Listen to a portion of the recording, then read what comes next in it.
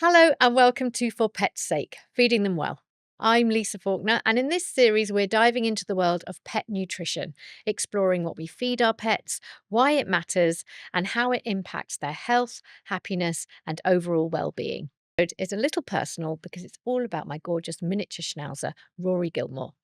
Joining me is Dr Brendan Clarke, Veterinary Clinical Director at Towerwood Vets and Chief Veterinary Advisor at Bella+Duke. Brendan's a practicing vet with a holistic approach to pet health, and today he's giving Rory a little bit of an MOT. We'll be talking about fussiness, digestion, and how nutrition plays a huge role in our pet's well-being. Brendan, welcome. And you too, Rory Gilmore. Oh, she's actually sleepy. So Rory is a miniature schnauzer. She's got a very big personality. She's very cheeky. She's very clever. And she is quite particular about what she eats. Okay. We've had some ups and downs with her food.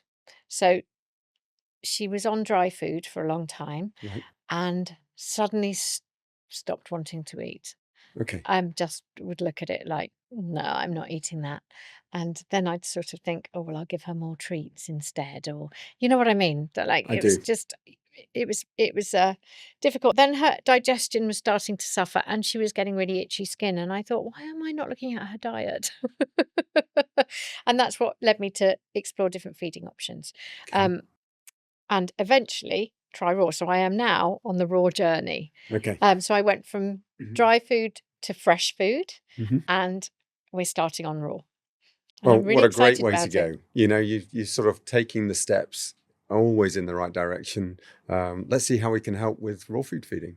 In regards to starting her on raw, shall I start her with a little bit on her usual food? Because that was what I was going to do. Or do I just go all in straight away? What's the best thing? So a great colleague of mine did a study on this, asked 1,000 clients to effectively answer a little questionnaire of, okay, your mixing journey, please try one of these 3 ways. And we did sudden, just stop the food and start the new one the next day. We did starve them for 48 hours, just give them bone broth and then start the new food. And we did a gradual transition across, so a spoonful a day, until 10 days you're on the new food. And literally all of those groups, 10% of the dogs had a bit of an upset tummy for about 24 to 48 hours. And then it went. Right. So that's 10%, regardless of which way they mixed. Right. And okay. so it's sort just of almost changing any food. And so, of course, the person that gets the dog with the upset tummy is going to panic. Yeah. But if you're the 1 in 10 dogs that has that problem, be assured, keep with something light, keep going, 24, 48 hours, you'll resolve and you'll be fine. So, and I'll come back to the next question, because what I wanted to ask you is, what do you think, what are the main benefits, the things you see sort of straight away when you start feeding your dog raw? Usually the fecal consistency is the first thing that's reported. Just seeing a change from softer, quite high volume stools in some dogs that occur with some of the high processed diets, to being all of a sudden a reduction to almost a third of the amount that they're expecting to come out, just because there's much more digestibility. Right. So smaller, harder poos. Smaller, harder poos. Now, there is a lot of discussion going on about how hard is it appropriate to go. Right. Because so many of the raw foods that we make are so digestible that actually we are now having to look at appropriate fiber sources going in there. And so many of them will now include ground up bone, which is a fiber source. It's full of collagen. It's not going to be digested in the same way. It's going to sit in the bowel and act to draw in fluid to keep the stool a little bit softer. Right. So that they can empty their bowels and appropriately their anal glands as well. So some companies, and we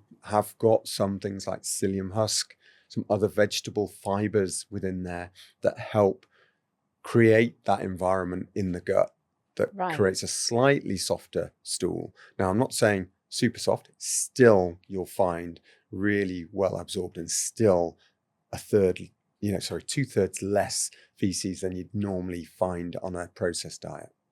Wow, that's incredible. So that's the first thing you notice, really. Yeah. And then I think coat. I think that's, Yeah. people have said to me, you'll really notice the difference in her coat. Yeah, I think there's lots of other things that then come about. So you've got what's going on with the sometimes gurgly tummies, their appetite, so their desire for the The food. fussiness that I said about, yeah. Yeah, so that's something that we see probably the next step. It'll probably take a good couple of weeks for the coat to properly change, because you've got to understand lots of that is about the omega-3 levels. Right. Now, omega-3s are an essential fatty acid, and they're important for health.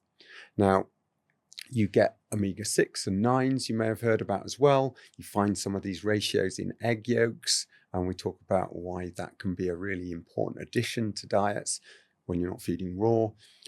But really, it's the omega-3s that are super important to reduce inflammation.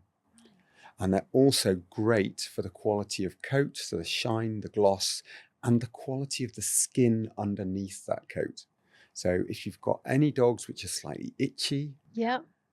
omega-3s are super great. So we actually add that in with fish oils. Okay. There are lots of other options out there, algal oils, krill oils. But as I said, even egg yolks that people will use, they can all be really rich sources. It's super important that you are very careful about choosing those oils. So with a raw food diet, then what you're getting is everything is in there. So you don't need to buy extra fiber, say, or whatever that I've been told to do, because Yeah, she'll now be on a diet that has pretty much everything she needs. of course, there's quite a lot of people like something that's, oh, I'm a bit worried about, is that going to have all the nutrients and the levels that I need? And so, we will provide that for you so that you have a bit of a backstop of saying, okay, I just want to put this in the dish. And the preparation for you is, getting excited about putting it in the dish and that it's fresh food. And that will have all of those elements in it so that you're not worrying about, oh, what do I need to feed today? I think, to me, when you're talking, and the research that I've been doing into it is fascinating, and it seems to me that this is what we should all be doing now. And a part of me is feeling a bit of like a bad pet parent, that I, for a long time, didn't realize, and a bit like us with our own gut microbiome, and making sure that I have a probiotic, and eating kefir that my husband makes, and all these different things that we try very hard to eat, regenerative, and organic as much as possible, though the price is, it's really expensive to do that. But you just try and keep your own garden clean. Do you know what I mean? In Yeah. your own house clean. And I suppose that Well, I now, always try and reassure people, you don't know what you don't know. no. And therefore, don't beat yourself up about what's happened in the past. If you're on a journey of learning, there are ways to then say, what are the easy wins, the little changes that I can make that will improve diet? And if you Yes. can't afford raw, then at least if the evidence and the studies show, if you can at least provide 25% of the diet as a fresh diet, then actually you will make a health impact to your pet. That's amazing, because I was going to say there is a real financial situation.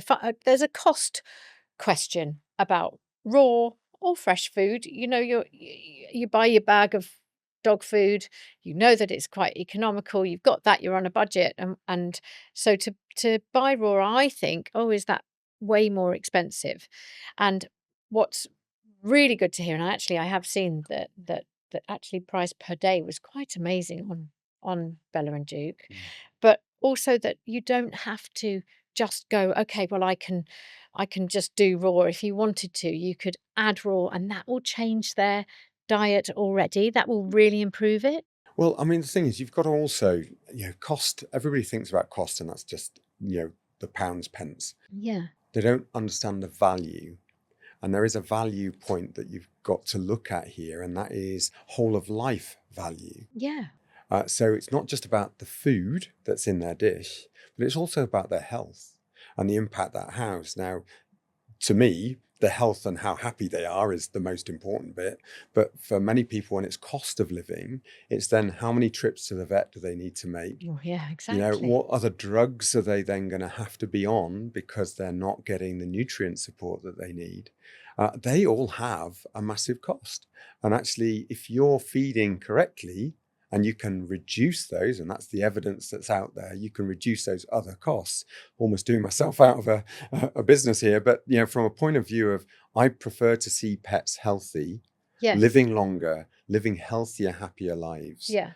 than them having to be on medicines and Yes. people having that false perception that they're feeding, you know, a cheaper option that they can afford, and then Yeah. suddenly being stung with a veterinary bill that is too much for them. Yeah, and an ongoing, because once an animal's had one problem, I didn't never realise this till she had an issue, that once I'd then declared that issue with my pet insurance, she wasn't covered again for that. So then it's the world of I'm not a pet financial advisor, medicine and I is won't be able to advise you on your individual choice on insurance. But, you know, there are people out there that can do that, and there are different insurances to consider. Yeah. But from a point of view of, I totally understand what you mean, that once they've got to a point and they've reached their limit and they can't be claiming again, that's why I see holistically a lot of referral work, because people are tired of giving the drugs constantly, Yeah. and the worry of the impact on their organs that those drugs can have as side effects.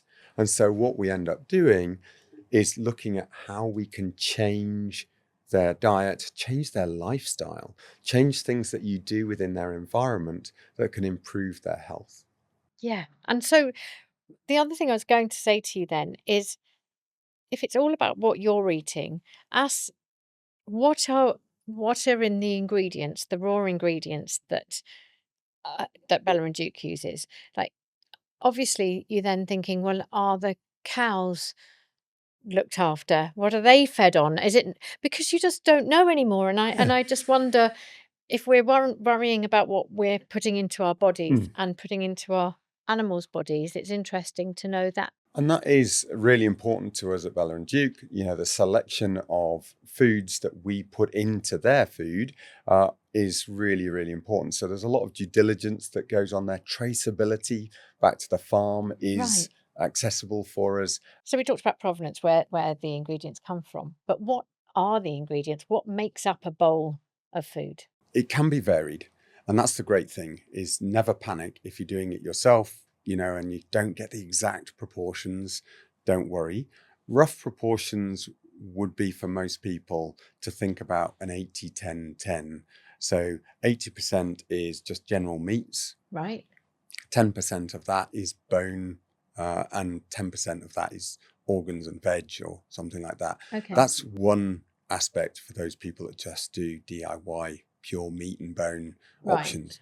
But there's so many varied opinions out there that even options of that 80% being the meats, bones and organ, and up to 20% being literally vegetable matter, because that has fibers, that has polyphenols, that has things like blueberries, carrot, even some of the brassica families, broccoli, spinach, through to sprouts, and those sort of things can be chosen to go in the dish. And that's what Bella+Duke, when you get a ready-made meal, will be doing to add to that. A few things like spirulina. But if you feel that you want a very restricted protein because you're worried about allergies, we can do a meat and bone only, which has the right proportions that I said about earlier, of an 80-10-10.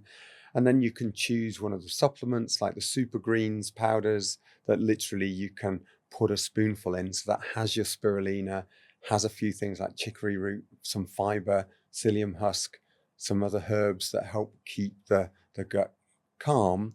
And you can just add that to the diet. So you've got a whole variety of options there. And that's the thing about Bella+Duke. You can go onto our website, you can answer all of the questions that personalize the diet to Rory, and then effectively come out with how much food is she likely to need, okay, as a guide. Yeah. What of the range is that she's most likely to want is that, you know, if, for instance, she doesn't like fish, we can exclude the fish from what Yes. she's Okay. eating. Right. So essentially, with Bella+Duke, you're getting a whole. It's all made for you, so you're not having to think necessarily about 80, You're 10, not instant. 10. Yeah. All I have to do as a dog mummy is go, that this package has everything she needs for a balanced, healthy diet, where she is going to thrive, and it's Yeah. all done for you. And so also, as you say, if I'm thinking about how much do I feed her, I know she's between 9 and 10 kg. So you can put that into the website, can't you? You can, because it will then depend on how active she is Right. as to whether she's going to fall into, you know, if she's a bit of a couch potato and doesn't like to do very much, then you might feed only 2% of her body weight in raw food. Right. But if she's really active, you may go up to 3% and then reevaluate, do I need to feed more or not? Right. And I've got a Okay. really active spaniel who, you know, if I don't feed her 5% of her body weight, she, you know, will lose weight because she is constantly working. She's constantly Yes. out on the fields, you know, Okay. running Yeah. around, doing work. And so she is needing more. Yeah. She's more of a couch potato, though. I think she's a little bit offended by that. But I mean, look, I've got an elderly Labrador who's 14. Yeah. She no longer gets excessive amounts of food. I've gone for the superfood range, so really rich in nutrients, but I can feed slightly less of it because of that. And I know that I don't need to worry about the calorie value if she's only getting 2% of her body weight. It's amazing. And also, my other worry or concern was that then how many bags do I take out? How many portions of food do I take out?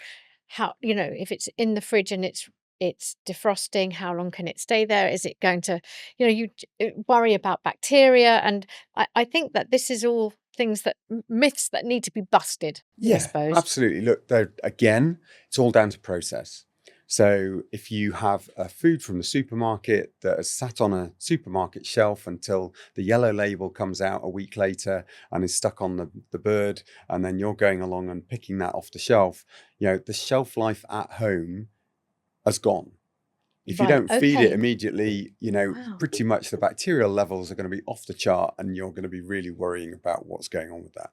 And that is the beauty of Bella+Duke choosing to not go out and spot purchase foods, but to pre-order. And effectively, we take delivery frozen at source, and it then stays frozen all the way through the manufacturing process. It never then goes above 0 degrees. Right. So it's Okay. always in the minus, right the way through production, right the way through to our storage, where it goes back down to -19 to -20, stays there, delivered to your door frozen. So it's actually then good when you take it out of your freezer for 4 days. We've done the work to show that it's absolutely fine, defrosted in your fridge for 4 days. So you've got 4 days to use that pack. So for even the smaller dogs, you've got plenty of options to divide up and meals. We even provide a nice little tub that they can portion it out into. So they've I've got that seen it's separate. really exciting because I think otherwise I'm there with the scales going, how much do I give her? And, once you start on that journey, then you've got your little scales out and actually it's all packaged up really well so that you can work it out very easily. So if you're looking at Rory, while I've got you here, do you think she is underweight or overweight? Can you see her? How can you tell? Yeah, so I had a little feel of her earlier just to do the clinical exam while everybody wasn't looking. It's just like, but the key things are to remember, look, if you're ever worried about their weight, about a third of the way down the rib cage from them stood up, horizontally, just feel backwards and forwards. And literally, if you feel the back of your hand, Yeah. that's what their ribs should feel like. If you go crosswise, that slight vibration. Right. Okay. That's very similar to that. That's Yeah. where she should be at. If it's like you clenching your knuckles and feeling across your knuckles, that's too thin. Okay. And if it's like feeling the palm of your hands, that's just too fat. Okay. So I think you're nearly just right. yeah, so You're perfect. just like Goldilocks, darling. Just right. So that is the easiest way. Now, there's some other factors to look in when we look at body condition scoring, and that's about, have they got a slight waist? Do they sweep up into the groin? If you look at Yes. the bottom line, okay, those are other things that we look at. Is the muscle nicely rounded over the loin area, so the sort of lower part of the spine? It should be nicely rounded. It shouldn't dip in. Those are other factors, but it complicates things. So I like the hand model Yeah. for people to follow easily. It's amazing.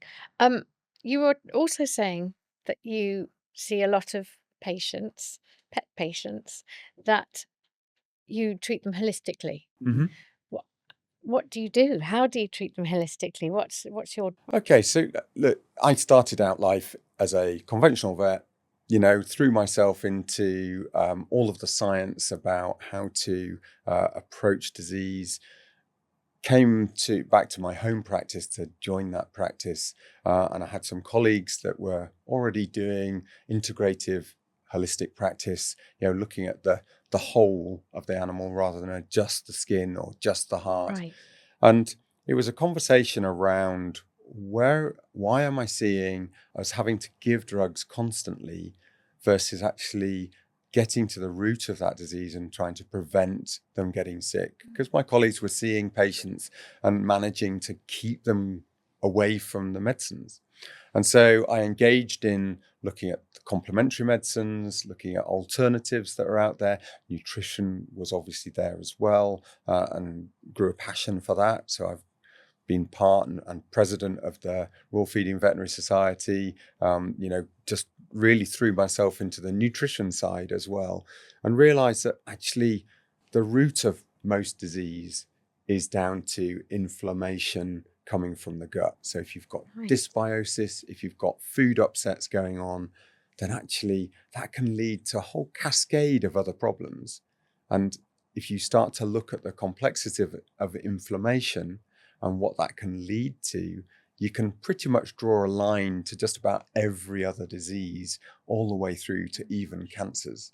So Really? look at how you can really nip in the bud, some of that inflammation right at the beginning, and you can actually keep them disease free for much longer. And have you got any examples of any benefits you've seen from clients who've suddenly changed their dogs to raw food? Oh, look, just thousands. I mean, the thing is that the number of people that come to me because of chronic diarrheas, Yeah. they're on, high processed diets. They've even been moved to prescription diets, which Yes. have got yet more processing involved in them, and ended up with chronic diarrheas. So that means long term.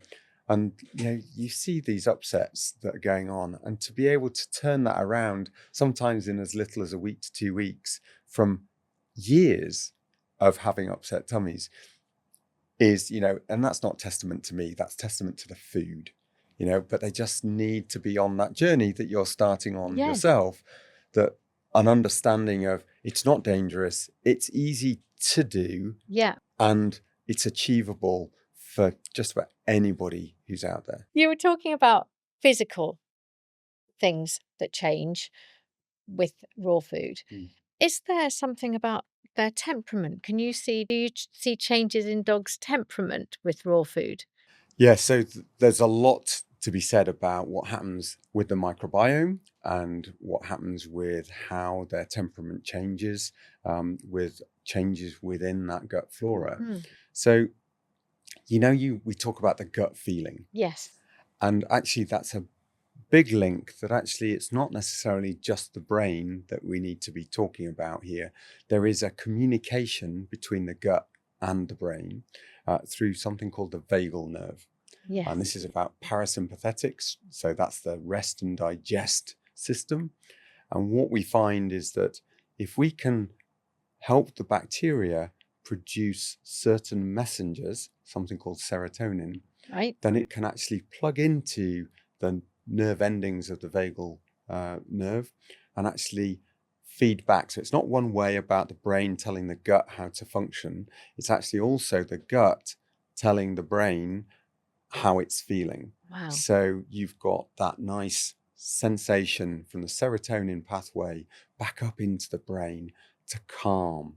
And that can actually have a massive impact behaviorally, to help them feel calm and rest after their meal, and have better sleep patterns and less inflammation. But actually, even to the extent that we see dogs going on to raw diets, reducing their levels of seizure activity, and being able to come off seizure Mm. medications. Now, I would never advocate that you, without veterinary advice, reduce seizure medications, but certainly it's something that I've seen in practice where we've been able to take them off meds that have caused them some problems, to then be able to be drug-free and seizure-free at the same time. Yeah, because I've seen, I mean, she's 8, so she is more chilled than she was at 2. But I have seen other dogs that you go, "God, they don't sit still and they're just a bit nervous." I've seen dogs that constantly are chewing at their paw and things like that.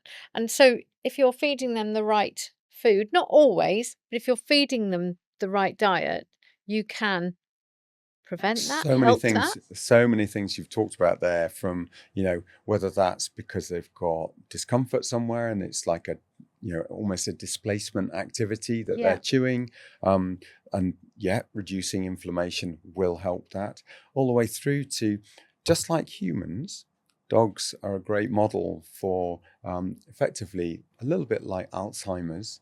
They get a cognitive dysfunction with age. So, Right. where they start to get less white matter around the brain, and therefore less fats within the brain. And actually giving raw diets, enhancing effectively their normal fats within their system, can enhance, slow that process down, and actually keep them from suffering that cognitive dysfunction. So with age, if you're really, there's no age that's too old to start them on that process of improving the fats in their diet. I have to say that talking to you and how I try and look after myself. And, I'm at an age where suddenly, my whole body's changed yet again. And, you're suddenly into menopause and everything. You're then thinking, how do I look after my body? How do I make sure that I stay strong, that I have healthy bones, that my choice to take HRT, but to do that amount of research on myself. So she is she is my fur daughter. I have one human daughter and one fur daughter, and she is I adore her with every cell in my body. So the fact that I can do this research, that you have taught me so much, it makes total sense as to why I should feed her a really good diet, because also long term, she'll live longer and vet's bills hopefully will be less. All of that makes total sense to me. Whereas before, I don't know if I've just been living in sort of a bit of a cloud and busy. It's very interesting that you realise that your dog is so much part of your life. And I take her.